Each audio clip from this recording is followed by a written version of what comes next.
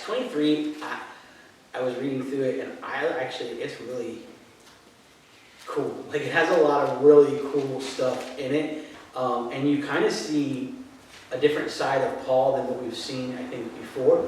You kind of see, like, I don't know what you would call it, but you get to see a really cool side of Paul, I feel like. And we get to see just a lot of different, even more in depth of what was going on behind the scenes, of what was going on in the Jewish culture, and we're going to be able to uncover some of that. And I found it really interesting. So we'll go ahead and get started, and go ahead, if somebody will read 1 through 5. There's a lot to uncover in the first 5 verses. Paul looked straight at the Sanhedrin and said, "My brothers, I have fulfilled my duty to God in all this good conscience to this day." At this, the high priest Ananias ordered those standing near Paul to strike him on the mouth. Then Paul said to him, "God will strike you, you whitewashed wall. You sit there and judge me according to the law, yet you yourself violate the law by commanding that I get struck." Those who are standing near Paul said, "You dare to insult God's high priest?" And Paul replied, "Brothers, I didn't realize that it was the high priest. For it is written, 'Do not speak evil about the ruler of your people.'" So there's a lot. Actually, there's a lot of culture context. There is a lot of why Paul said what he said. There's a lot of different beliefs of what Paul said, what he said. So we're going to kind of try to uncover this, but there's a lot. So the same, I can't ever say it. Yeah, that one.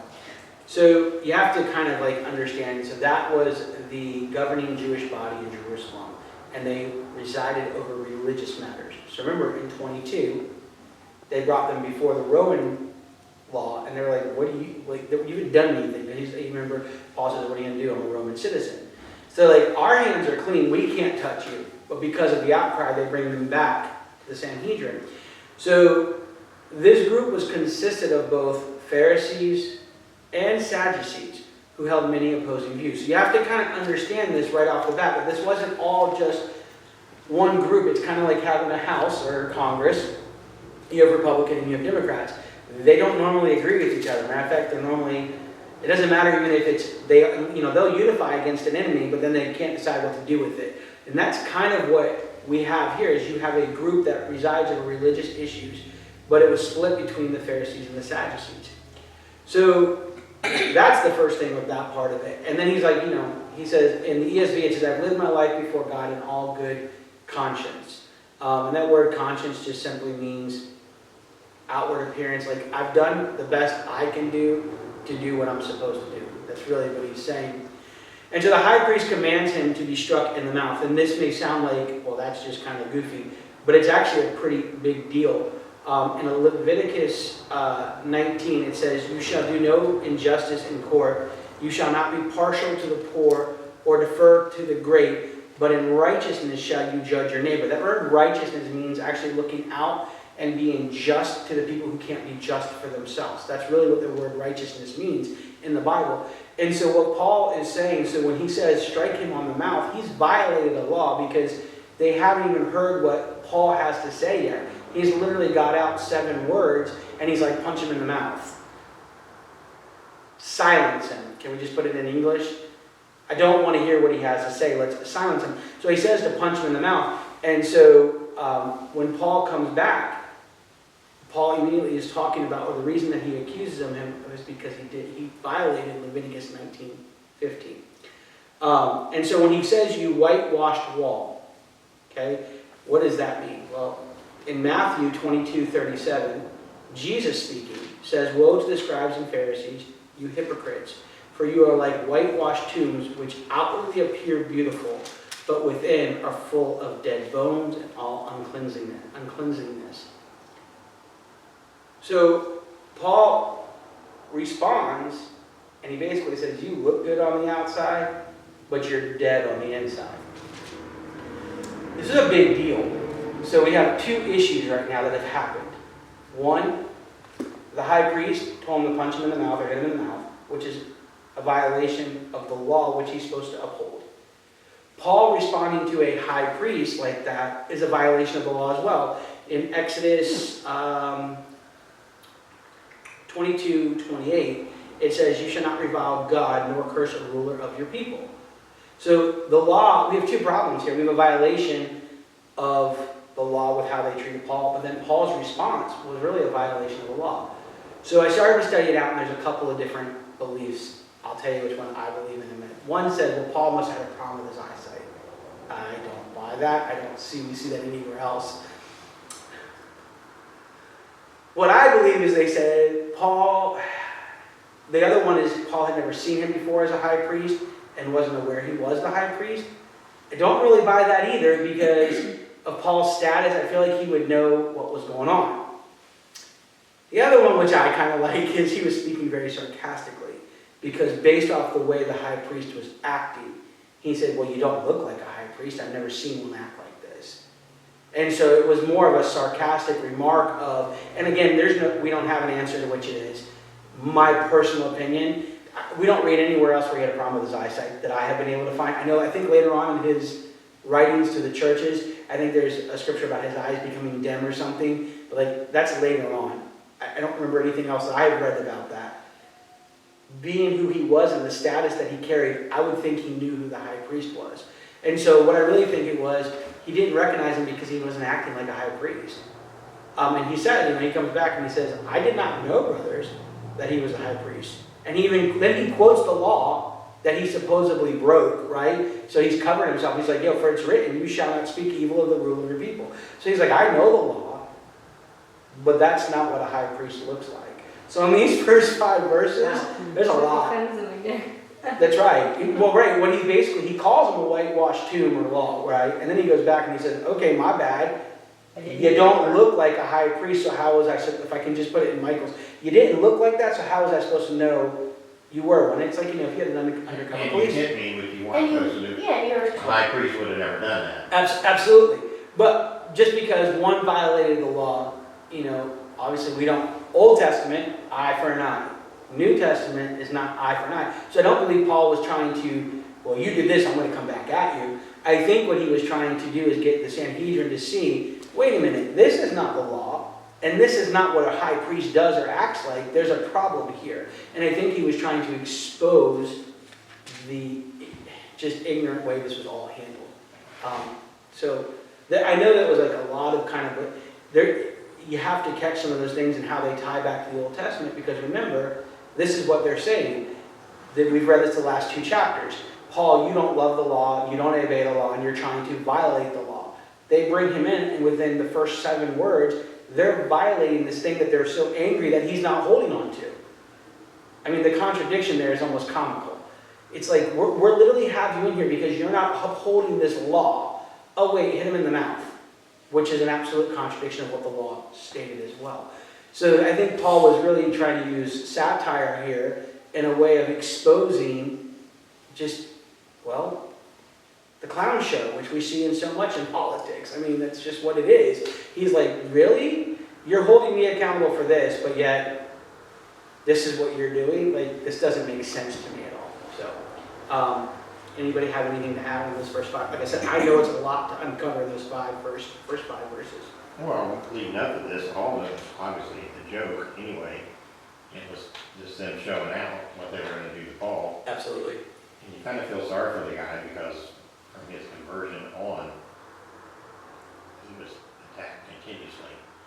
Like it never went away. I mean, but really, if you put it in normal terms, that was probably a horrible life, except for the fact that he was serving God and doing what God told him he wanted him to do. Otherwise, I don't see no real peace anywhere. The only place he was even halfway friendly people or safe was around church people. Well, and even them sometimes didn't necessarily do the best. Right, Yeah. absolutely. I think I that... understand what he did was all Sure. wrong before. Oh, yeah. So, but that was part of his I think it was more... contribution, I don't know. This week, on a personal level, God's really dealt with me about pressure, just, the refiner's process, whatever you call it. And man, it really plays into Paul's life. Paul had a really great anointing. Everywhere Paul went, it was pretty miraculous what happened. Right. You don't get that, what God shared with me after I whined like a baby and he beat me up by having 3 people call on me and chastise me. It's how he works, it's all good. Literally in one night, I was like, well, I'll shut up now, thank you, Jesus, like, whatever. But he showed me, he's like, look, you can take an olive and just squeeze it, and oil will come out, but you get a very little bit of oil. So I started researching, and I'm like, well, how many olives does it take to make like a thing of olive oil? It takes up to 8,000 olives to make a 1 liter of olive oil. Wow. And I felt God said, how much pressure do you think it takes to get the oil out of those olives? If you want a lot of anointing, it's going to require a lot of pressure. And I think that's what Paul was. I think we see the apostles, that's one of the things we see such great things in these apostles' lives, because they were willing to go in the pressure cooker. From the moment Jesus ascended to heaven to the moment they either were martyred or they died, I don't read of a peaceful life for any of them. There just isn't one. But yet, look how they were able to operate. They were able to operate in these amazing areas. But to Paul's credit, he never quit. He didn't walk away. He didn't backslide. He didn't run. He stayed the course. And we don't have any records of him complaining either, really. Right. Matter of fact, he says, I count it all as joy, multiple times. Now, I believe he was human. I believe we don't have records of his bad days sometimes, but I believe he had them. Because if not, he would be inhuman. Because the fact of the matter is, in humanity, there are some days that just overwhelm us. Sure. And God is graceful. I mean, I say that it's kind of funny that I got chastised, but I really did I got 2 phone calls one night and a phone call the next morning. And it wasn't like I was doing anything crazy. I was just having a temper tantrum like a little baby. And I was upset. I was like, God, like, seriously? And I'm literally on the phone with somebody and I get a call through, they leave a voicemail. And I'm like, people don't leave me voicemails. So I called them back and they're like, I was just in prayer and God showed me this vision. I was like, well, okay. So I was with them. Got back on the phone. Still wasn't really listening. The person said, by the way, and I was like, oh, okay, Jesus. And I got the next morning, and I was like, okay, God, I understand. Put on a message. I was like, wow, okay. So I had to go find a place to pray, and be like, my bad for whining and complaining. And I feel like Paul probably had moments like, I mean, if he didn't, I think he'd be inhuman, because, dude, this is not fun. Like, seriously, Jesus, I'm doing your work. You called me to come here, and I understand that people have this, but like, I've gone to prison, I've been beat, he was shipwrecked, I think 3 times, stoned once, beaten, I think 4 or 5 times. I mean, at some point, you're probably gonna have a bad day and whine a little bit. And if he didn't, then maybe he's a better man than me, because I whine sometimes. So, you wanted to say something, Mom? Well, Jesus, I mean, he didn't always, I don't consider that he had a good day when he went into the temple and he got annoyed with them and started kicking tables over. That wasn't a good day for him. Or, when he was in Gethsemane, he's sweating blood, he's praying so hard and he's dripping blood. Like, that's not... Well, his flesh was absolutely crying, this is overwhelming, and if there's anything you can do to take this away from And me, you Jesus can. did, Paul sure did. Absolutely. I just feel like we don't have record of it, and I think that's because it's supposed to give us hope. Because if we read about, because here's the thing, is we look and we're like, man, he did, to what you just said, he didn't give up, he didn't do this, and we're like, okay, I can make it. If we read about all his bad days, we might not have that same hope. Because we're like, well, if he had 5 bad days, I can have 10, right? And so I think that's kind of like sometimes how we do things. And so I think sometimes, it's like Joseph, we have no record of Joseph ever doing anything wrong. I don't believe that's the case. Because the Bible says there's only one perfect person who is without sin, and that's Jesus. But in God's great wisdom, he gave us no mistakes Joseph made. The only thing you could possibly read that his mistake was is an arrogance, maybe when he told his dream.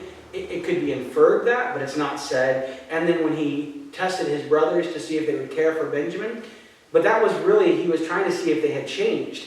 If you really kind of understand what he was doing there. So it's like, man, you really don't read anything he did wrong, but you know he did, because he was human. And whether it was when he sat in prison just mad because the mouths were all around him, or whatever the deal was, the Bible tells us there was only one man without sin.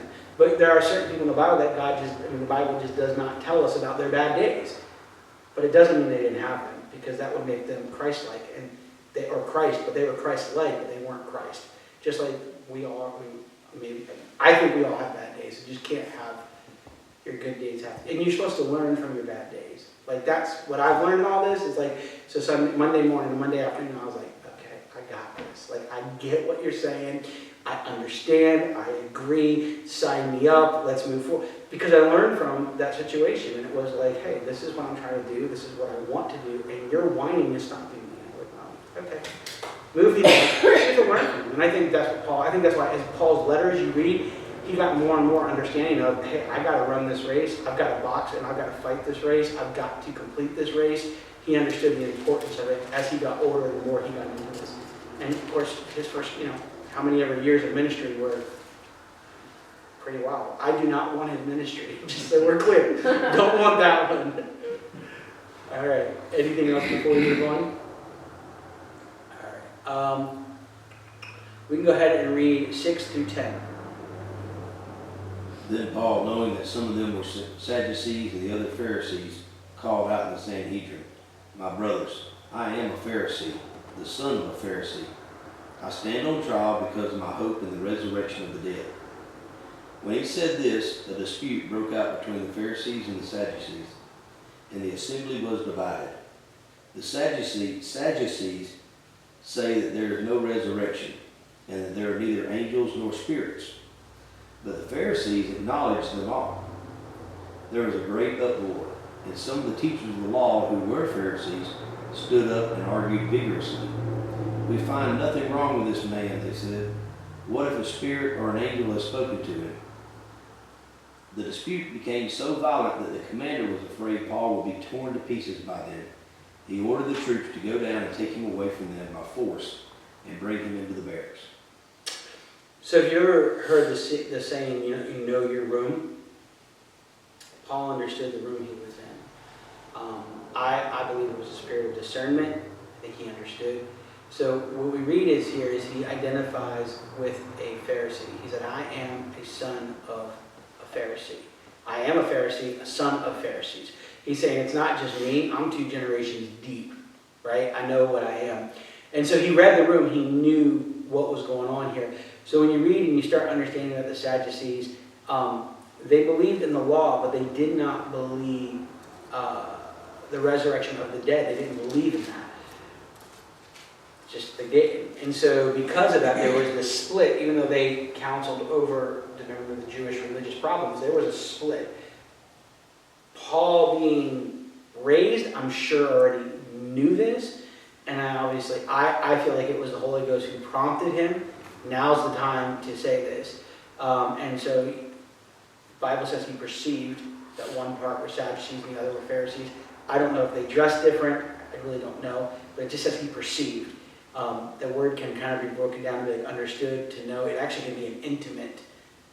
Like the Bible will say they knew that person in an intimate way. That word can be broken down, and actually it's like from the same root. So it could be meaning here that he intimately understood the process of what was going on. And so he identifies, and he says, it is with respect to the hope and the resurrection of the dead that I'm on trial. He's saying the core beliefs you hold. Again, Paul's wicked smart. Like if we start to understand what he's really saying here, he's like, hold up. The last chapter we read, he said, I'm a Roman. Right? I'm a Roman. Comes in this time, he's like, yo, I'm a Pharisee. Maybe that's why Paul said I could be all things to all men.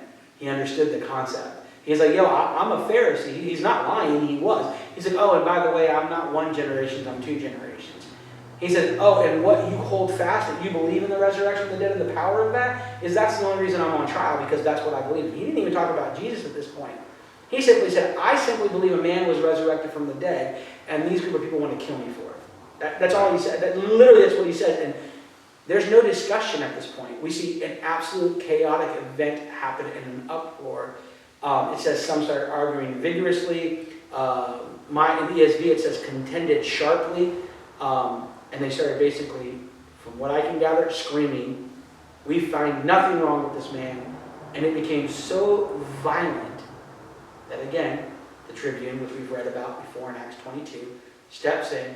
And what I can only imagine by the way this is written is one side has Paul on one arm, and one side has Paul on the other arm, and they're just ripping him back and forth. Because he says he was going to be torn to pieces. So that tells me they had hands on Paul, whatever that looked like. I don't know how you envision it, but that's how I envision. Like I almost envision that it like split like the Red Seas, kind of like, with politics. You have this person, and they grab, and they just started yanking and screaming, and he's like, he was going to be torn to pieces. So he commands the soldiers to go down and take them away, which gives us a little bit of an idea of what was going on. It kind of feels like, by the way this is written, is that the soldiers were sitting up watching what was going on, overseeing the trial, but not being involved. And when he saw this violence erupt, I'm sure the last chapter he said, wait a minute, if I let a Roman citizen get killed without being found guilty, I'm going to be held accountable. I don't think that's a far stretch, because we read that he was afraid of that in the last chapter. And so if he's watching this, he's like, well, they haven't found him guilty. And now there's a split between these, and if they tell, well, okay, I got to go intervene. And so they go down and they take him away, and it says by force, and bring him to the barracks. That means they didn't just walk in and say, okay, give him to me. I believe they had to go down there and, probably bust some heads and separate people and take him out to protect Paul. It's just, I don't know if anybody else saw, when I saw this, I was like, man, politics have always been pretty dumb. Like, no disrespect. I mean, I think, listen, we have a need for them, and I know I'm saying things funny, but we have a need, we need to be governed, and I believe all those things, but obviously we can see even in the biblical days that difference of opinions were just never handled in the right way. I mean, these dudes all wanted Paul dead. If they were smart, they would have sat down and said, well, let's find a different charge. But the moment they erupted in chaotic, I'm right, you're right, they lost power over their prisoner, and he was taken away from them. I found that interesting. So, anybody has anything? It's like me versus y'all. They all start pointing at Paul that he's at fault, but Paul's like, whoa, time out. Ye who without sin cast the first stone. Oh, he's an outsider, he's an alien because he's a Roman. No, I'm a Pharisee. Like, oh, wait a minute, he's one of us. Okay, well, he's a Pharisee because he believes in resurrection. Oh, we don't see nothing wrong with him now. He's on our side. And a little note here says, under pressure, Paul proved to be a formidable opponent. In this scene, he spoke back to a priest who struck him on the mouth. Using great skill, Paul divided his accusers by exploiting the differences between the two Jewish sects, the Pharisees and Sadducees. And of course, we read on, and we learn about the 40 conspirators who vowed. Oh, yeah. But they're saying you're to blame. No, here's a mirror. That's who's to blame. Well, and Paul had remained blameless. If he would have had, this is what you really learn in all this, is he remained blameless. Because if there would have been any blame, like if he really would have just nonchalantly gone into this, well, I didn't act like a Roman and do the things I'm supposed to do as a Roman citizen. If I didn't do what I was supposed to do as a Pharisee, if I didn't do what I was supposed to do as a Jew, if I didn't act, like if you really think about the pressure that he had, if he would have stepped out of alignment and been blameful in any of those sects, they would have not defended him. But because he was blameless, the moment he revealed, hey, wait, they had nothing against him. The Romans could have no crime. They said he's done no crime. So the Romans couldn't hold him, and now we see this with the Pharisees. It's just, it amazed me how fast it just erupts into chaos. I was like, that's just, and to your point, I think because when people get a mirror shine on themselves, they don't like it. And so I think I think you're absolutely right in that. I think though, I think too his assertiveness and his confidence, because if he didn't have he could have been shredded to parts when he said, you don't look like the high priest. Yeah. I mean, that could have been it for him. Right. Like, what do you mean? You're gone. You just Right. broke the law. Everybody could have been in agreement, but he changed it pretty fast. So He was smart. He knew the law to quote it. So he was able to be confident and then be like, okay, so let's kind of put it a because he knew that there was already that argument going on. So he was really witty and confident in just what he was doing. Because I guess we don't really know, we weren't there and know his heart about what he meant. But from what I hear, it's almost like he knew what he was saying, and it was totally insulting the guy. Well, this is what stuck with me with all this, when I read all this, was man, if Paul had not been studied and understood, he'd have been in trouble. And the Bible talks about us to study to show ourselves approved. It talks about hiding the word of God in our heart. Man, what if there comes a day where we have to be able to speak the word of God? What if we were in this situation? Like that's what hit me like between the eyes was like he understood it. He understood the Roman law, which is what governed him. He understood the religious law, which is what governed the churches. And then he understands God's law, which is what governs our hearts. He understood all three and was able to speak to them all intellectually. And that's why, to your point, when he responded, I think what saved him was he came back, he said, I know the law, and he quotes Exodus, whatever it was, 22, whatever it was. He quotes it back to them. Like, you can't say I didn't know it, I just didn't know who he was.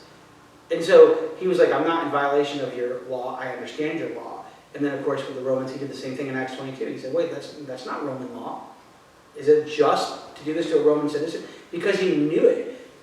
I feel like this is a really great sign and things of just telling us that, that we should be a student of what governs us, what governs our land, what governs our heart, what governs those things we should know. We should know the things that govern our soul. That's the Bible. We should know this as best we can inside and out.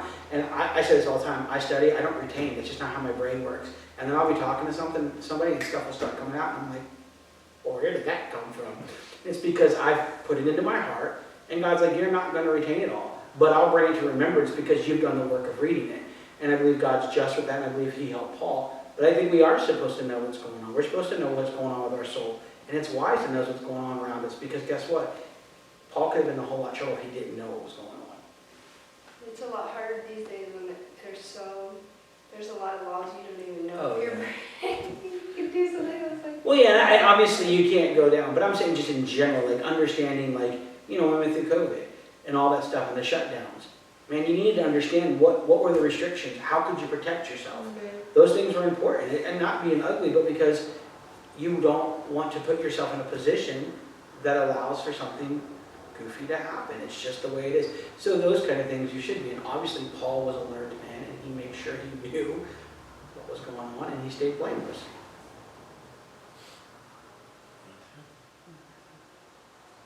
Anybody else? Okay. Just so you know, a line Oh, I think that's, Look, there we go. I didn't realize they were home. Because I have the screen in front of me. So. Okay, if somebody can go ahead and read 11 through...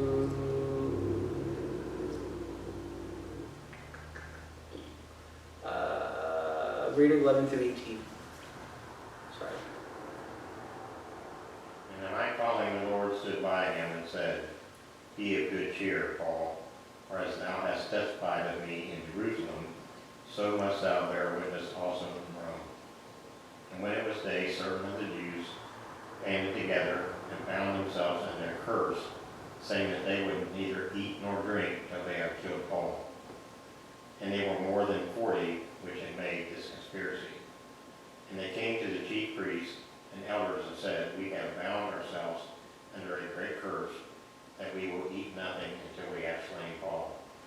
Now therefore, he with the council signified to the chief captain that he bring him down unto you tomorrow, as though he would inquire something more perfectly concerning him, and we, or he ever he come near, are ready to kill him. And when Paul's sister's son heard of their lying in wait, he went and entered into the castle and told Paul. And Paul called one of the centurions unto him and said, Bring this young man unto the chief captain, for he hath a certain thing to tell him. So he took him and brought him to the chief captain and said, Paul the prisoner called me unto him and prayed me to bring this young man unto thee, who hath something to say unto thee. Perfect. So I find it not ironic, we were just talking about this, how God shows up when you need to hear him. So maybe Paul was feeling a little beat up, I don't know. Kind of feel like that's probably was the case because God shows up. And he says, take courage.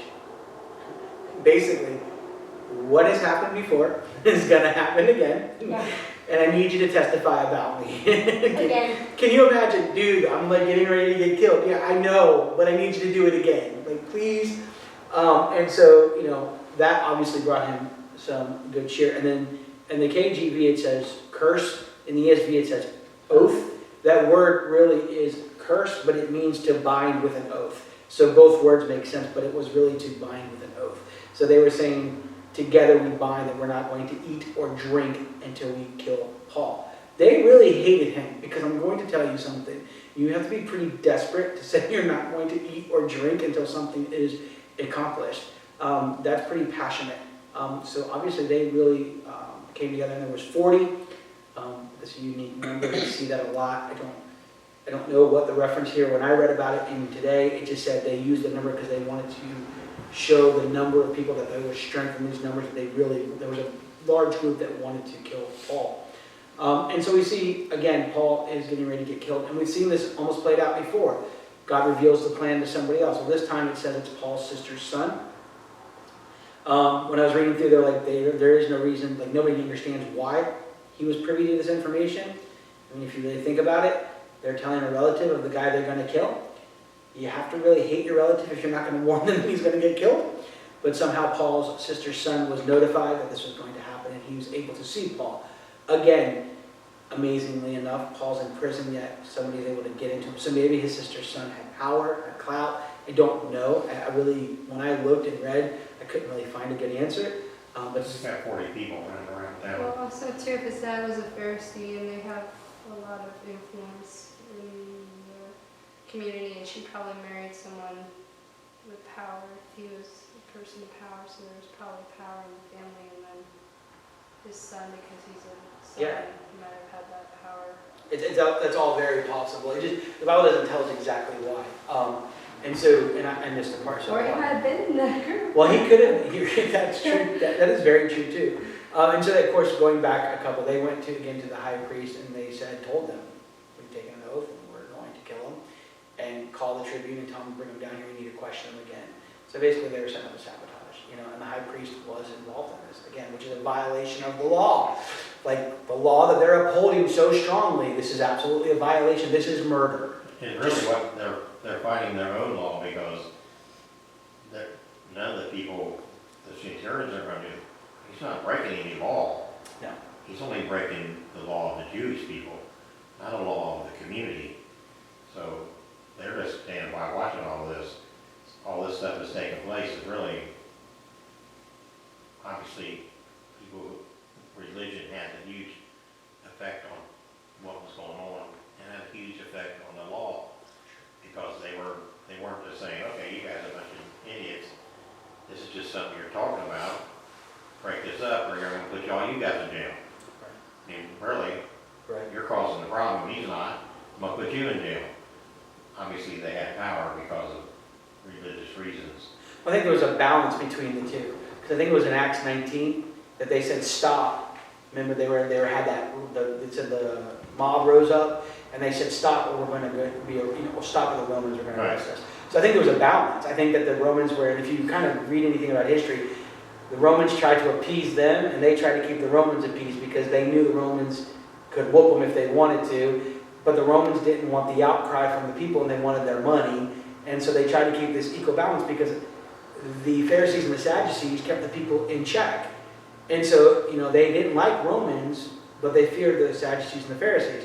So they would use each other to help. So they would put pressure on the people. It was this really twisted version of everybody was like hurting the people of God, including the spiritual leaders that were supposed to be out there taking care of them. They're getting handouts and kickbacks and all that stuff, so.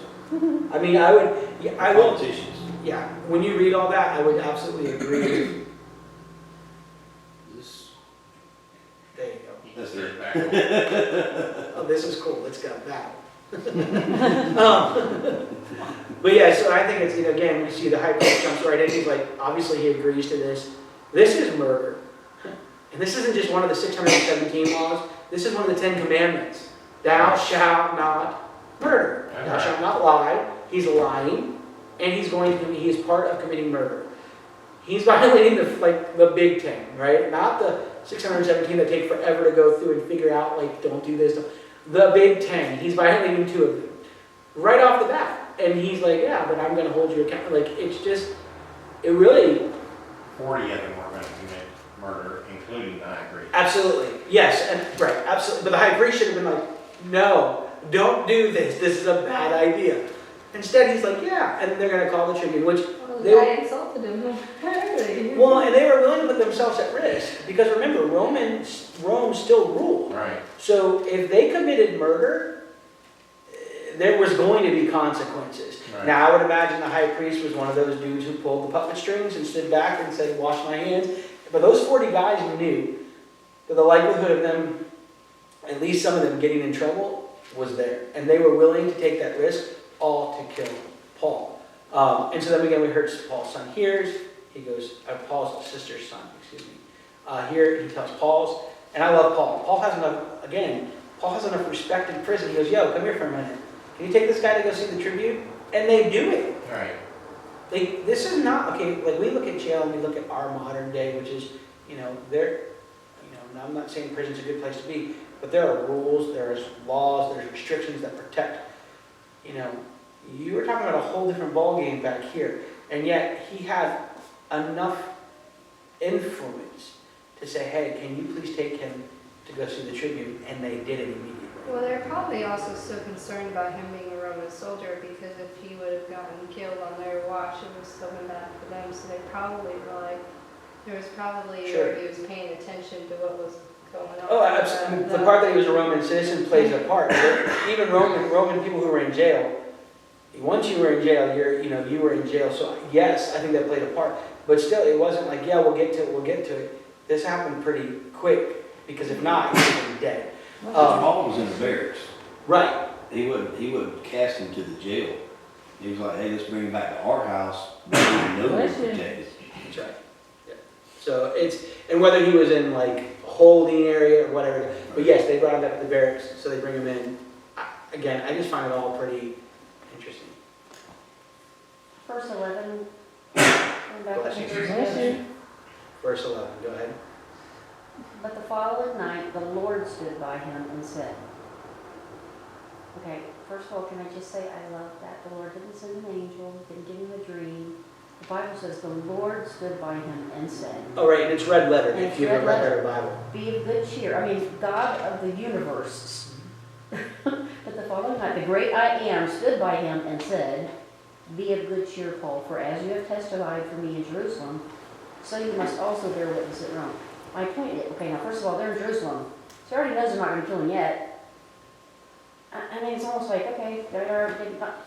But he's letting them know it's going to happen again in Rome. Right, but I'm like, it was almost like, okay, you're going to He get still your. says be of good cheer. Be happy about it. Okay, I just If had Alan that. told me it'd be a good cheer, I think, okay, take care of it. I'm not gonna worry about all these 40 people when it's Right. coming. I just love that the Lord stood. I mean, I just think that's awesome. Well, when God He was, lines him on the street, and here he's standing by him in the nighttime, telling him, be a good cheer. well, when God does things like this, it's like manna. It's like Paul had to be depleted and frustrated. I mean, this has been a long couple of chapters, and it's still the same story. And what he has gone through has been, most of us would have been like done after the first chapter. This has been going on for I think 3 chapters now. And so I feel like God just showed up and said, all right, I'm going to give you some manna. I can't deliver you, but I'm going to give you some hope. I'm going to give you some peace in the situation. I got you. You're going to testify here. It's probably not going to be any good or better, but it's okay. But I need you to do this. And if God showed up and said, Michael, I need you to go stand in the middle of the road and just scream. Dude, God showed up. I'm in. Let's go. Let's do what we got to do. And of course, that was pretty amazing. So to your point, it probably was a whole lot easier for him to go the next day. And God did this before he knew about being killed, because he knew the next day that Paul was going to hear that they were trying to kill him. Right. And he's like, listen, you can't give up. You can't be sad. So I'm going to give you manna because I know you need it tomorrow, and it's going to hold you through this next trial. And God is awesome and gracious in that. When he knows things are going to get rough or you're going through something, he'll drop just enough to get you through what you're going through before he gets you to the other side. I can't tell you how many times God's done that. Like I said, even this week in those couple phone calls, man, it really gave me strength to go, okay, cool, let's move forward, let's do this, let's do that. And he's always good about that. He'll send a text, he'll send a phone call, he'll send his word. When I'm reading his word, something will begin to minister to me. And I believe that's kind of like what was going on here. Anything? Okay. I think we left off at 19. 16. Last thing I read. No, 19. So yeah, go ahead and somebody read 20 to, Okay, so I'll start reading it. 19. did we finish 19 or no? Mhm. Oh, I'm sorry, so read 19 through 24. The tribune took him by the hand, and going aside, asked him privately, "What is it that you have to tell me?" And he said, "The Jews have agreed to ask you to bring Paul down to the council tomorrow, as though they were going to inquire somewhat more closely about him. But do not be persuaded by them, for more than 40 of their men are lying in ambush for him, who have bound themselves by an oath, neither to eat nor drink till they have killed him. And now they are ready, waiting for your consent." So the tribune dismissed the young man, charging him, "Tell no one that you have informed me of these things." Then he called 2 of the centurions and said, "Get ready 200 soldiers with 70 horsemen and 200 spearmen to go as far as Caesarea at the 3rd hour of the night. Also provide mounts for Paul to ride and bring him safely to Felix the governor." Dude! So, yeah, we'll Like, get, seriously? we'll get And then to he that. ordered enough guys to accompany him? Holy mackerel. Yeah. Okay. So, yeah, so again, Paul's sister's son, his nephew, comes in, tells the tribune what's going on. I think it was interesting, he tells the amount, how many people. So the guy knows it's 40. But then he goes and he says, hey, they've bound themselves, they made an oath together to neither eat nor drink until they have killed him. That's a suicide mission, right? Let's kind of just be real for a minute. If they don't accomplish what they're going to do, they're going to die from hunger or thirst. And that's just what it is. And so this is a big deal because remember, that culture, if they made this oath, they're going to adhere to it. They're going to follow it through. They're going to do this. So they had only one option: kill Paul. If we do not kill Paul, we will die from hunger and thirst. I feel like that's kind of why he ordered so many men, because he's like, okay, because really, let's think about it. These are 40 religious men. He ordered 200, what was it again? 200 soldiers, 470. 70 horsemen, and 200 spearmen. So 470 to accompany Paul. In the middle there. And they were leaving Yeah, at yeah. 9 o'clock. They were leaving at 9 o'clock at night. It was 9 o'clock at night. Okay. Yeah, third hour is 9. I was just, yes, I just was verified. I couldn't remember if it was 9 or 12. But why? Show power? Okay, that's still overkill. You could have had 80 and been good. 10 to 1. Yeah, more than actually, Yeah. yeah. Because these be crazy Jewish leaders. Seriously. They almost I were think just you like, just "Wow." want to tell me, you know, I'm just gonna let them know they're just gonna die, because I got this. I'm taking him right out of their hands, and they ain't no way that he's gonna be able to touch him. Absolutely. I mean, yes, but I mean, again, I think that having, it is just, and the Bible gives us these numbers. There's, I think that's interesting. He doesn't say he orders soldiers. They're like, oh no, we want you to know exactly how many were ordered. And it's kind of like if God said it's going Yeah, it to was happen, that's right. It was 200. Right. And if God said it's going to happen, He'll call whoever He needs to make sure it happens. And if it requires 470 soldiers Paul's to get got you a there, good sense of humor though. I bet Paul was like laughing. Because he's got like he's always like, I don't know, he's always got like a spunky attitude on his answers and stuff. Right. So he probably thought it was hilarious. And he was probably telling them all about Jesus too. I would imagine. I mean, like I said, he had 70 but horsemen. think of all the men being like, so why are we doing this for this guy? Oh, right. What's And the you're influence that's opening the door. impact? What's the influence on them? They're looking at this dude like, who are you? I mean, that's a lot of manpower. Because I think we said, what was the tribune over 1,000? Isn't that what we said it was? Centurion. This Centurion's 1,000. over 1,000. Okay, so if he had, Well, centurion is a member of 1,000. A member of 1,000. Tribune, I can't remember yet, I but can't remember either because we looked at. I'll have to listen. I can look it up real fast. Anyways, whatever. 470 soldiers are a lot of soldiers, and he was like, okay. well, And the he tribune, believed. the tribune is the military. Those in the military were generally responsible for logistics and administration, to be called to lead units in battle. I thought we read that it was like. But a centurion is part of a 1,000-man unit. So he had he said he called 2 centurions, so he had a lot of soldiers underneath him, whatever it was a lot. And I think it's awesome that he believed Paul's 100, I'm sorry, not 1,000. 100. Yeah, and I think a tribune was over, I think a tribune is over 1,000. I think that's what it is. I'll verify and say it next week, but I think the centurion was 100, and a tribune was over at least 1,000 men, I think is what it was. But either way, 470 is a lot. He believes Paul's nephew without question. He doesn't even question the dude, like, where did you get, he just says, okay, don't tell anybody, and then he calls 2 centurions and says, go ready these people. Because he saw how crazy those Jews were. He already knew how crazy they were. Yeah, he believed it. He wasn't, It must have been enough because they must have almost torn him to shreds enough where he was like, oh yeah, they'd be kidding, kill him. oh yeah, and he was like, and he's going to take him safely to, Felix the governor, yes, we read 24, yes? yes. Okay, and so he gives Paul a ride. He gives Paul a horse to ride. He doesn't make Paul walk. Right. So only 70 guys are on horseback, 400 are on foot, and good old Paul's on the back of a horse riding. Paul's like, man, this is the best traveling I've done my whole life. Let's just Yes. read. Like, Because you said, I've died daily because you read the list of what he, in the context of I died daily of like him being shipwrecked, him doing this. It's like, it's not just like, it is literally, I died daily like 20 where he's been stoned, he's been shipwrecked, he's been beaten, he's been already? shreds. Yeah, yeah. So, yeah, again, just interesting that we get, I love that the Bible gives us all those details. It's unique to see, it goes back to the scripture, it says if God is for you, who can be against you? It's that same concept of, okay, so they raised up 40, I'll raise up 470. Now what? And, oh, you've got religious leaders, I've got trained soldiers. And that's just, that's how God operates. It's pretty amazing. Anybody have anything else on those few verses? Okay. If we can read 26 through, or 25 through 31, or through 30, read 30, stop at 31. He wrote a letter as follows: Claudius Lysias, to His Excellency Governor Felix, greetings. Greetings. Yes. This man was seized by the Jews, and they were about to kill him.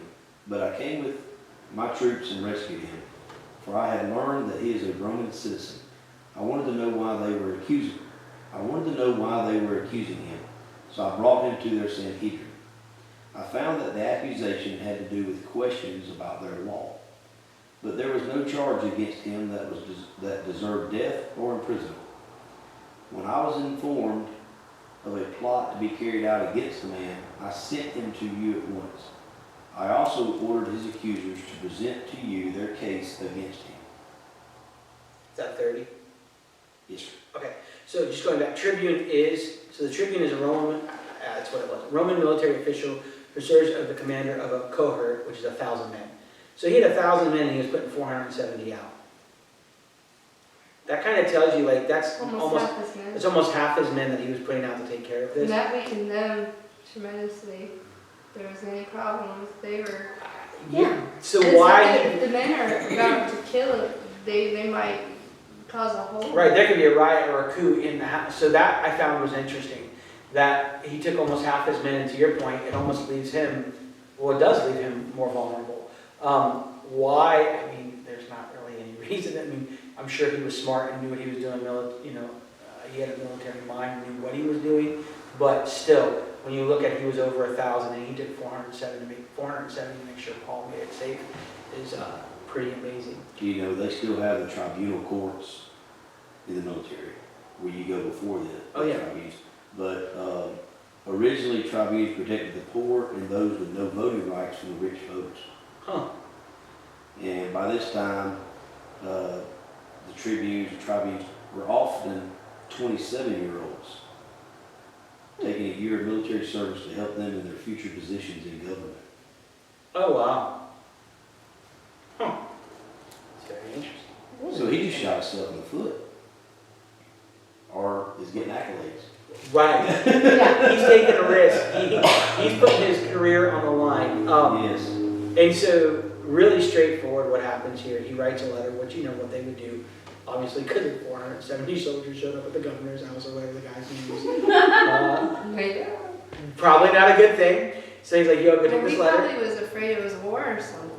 He probably kind Right. of startled, like, what's going on? Yeah, he would have had no idea. So he writes him a letter. He's like, listen, this is what's going on. This is what's happened. This is where we're at. That's really, I mean, that's kind of basically, he just recaps what we just read over the last 29 verses or whatever.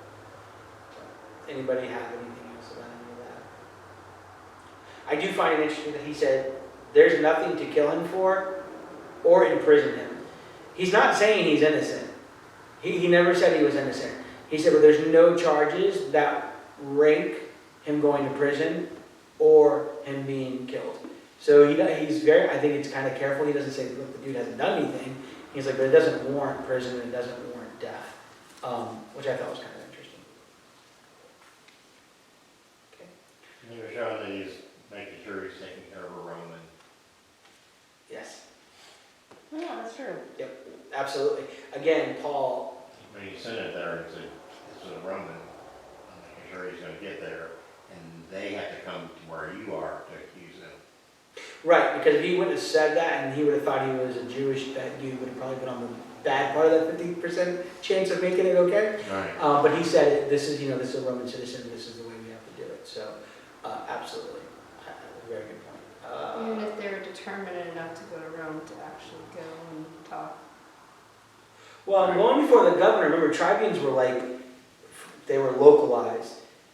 Going to the governors, it'd be kind of like dealing with your local police and then going to deal with the FBI kind of deal. Like, it would be like that. It's a pretty big difference. Like, your local, like, okay, I can deal with this, whatever they're used. They know me. They know who we are. That governor's not going to deal with no nonsense. He's worried about keeping Rome in charge. Whereas I think the tribune's more, to your point, we're keeping that balance. How do I keep them feeling like they're in charge of their stuff, but yet I don't have a problem where the governor comes down here and starts, replacing me or killing me.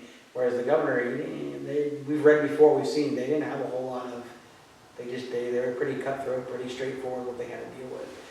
So I think that was probably a obstacle that they would have to decide whether they would want to die from hunger and thirst, Or from the governor's side. or violate their oath and make themselves look like, ignorant people to everybody around them that knew, because obviously a lot of people knew they took this oath, or go kill You them. don't keep your word. They had three choices, and the only way that they look good is if they go kill Paul. Every other way, they got mud on their face. It's not good for them. All right, and if somebody wants to read 31 through 35. Then the soldiers, as it was commanded them, took Paul and brought him by night to Antipus. On the morrow, they left the horsemen to go with him and returned to the castle, who, when they came to Caesarea and delivered the epistle to the governor, presented Paul also before him. And when the governor had read the letter, he asked of what province he was, and when he understood that he was Cecilia, I will hear thee, said he, when thine accusers are also come. And he commanded him to be kept in Herod's judgment hall. Guarded in Herod's. Yeah, so it was a hall, so it wasn't really a prison. It was the headquarters of Herod, where Paul was kept under guard, is what it kind of says. Praetorium. I've got palace.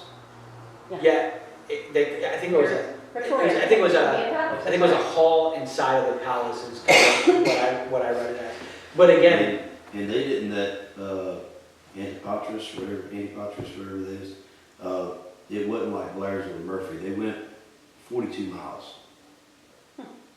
yeah, and it was in the lot where they went to. So he asked. He says, "Where are you from?"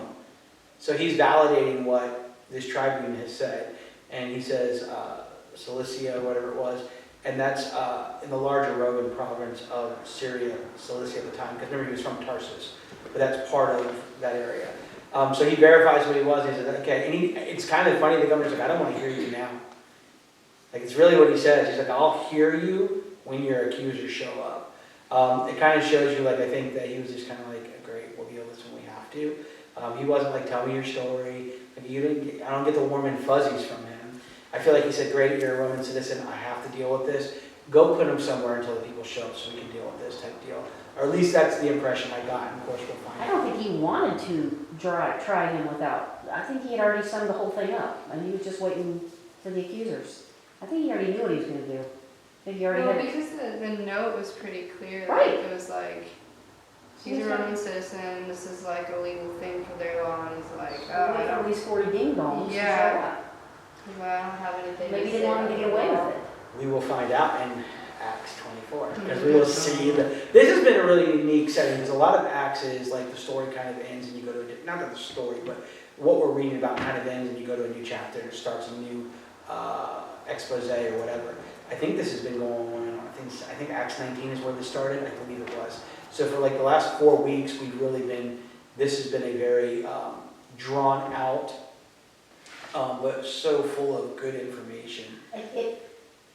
It's drawn out, but. I don't mean only- drawn out bad, I mean like through multiple Right, chapters. but only, yes, because they are including every stinking detail of this at this point, not. Well, we're getting a view of the real, like if you sat back and you closed your eyes, or at least for me, you can almost envision what life looked like as far as with the government and with the religious government. It was really controlled by two different things. We do that in America now, we say, what, separation of church and state. Well, they kind of had that back then, because they had this group that took care of religious problems, and they had this group that handled other things. So if it was a Roman law which was violated, we had these people handle them. If it was a religious law, we had two groups that handled it in there. So it's just kind of unique. You can really see the inner workings of what was going on, and also how much that the disciples really had to battle. Not only did they have to battle Roman law, not to have what looked like riots, because riots were a big deal. We're going to actually talk about that next week in 24. It was no joke. They didn't put up with that junk. Like, the Romans were very much, they wanted order, and they wanted things done right, and they wanted people doing things right.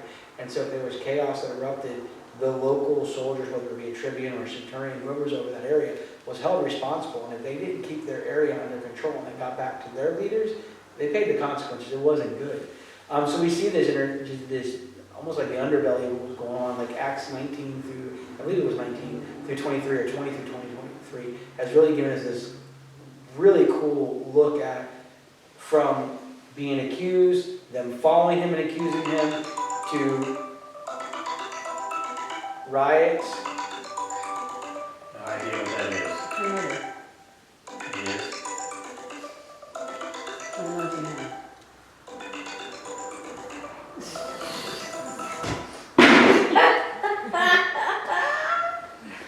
That's how I'm doing with it too.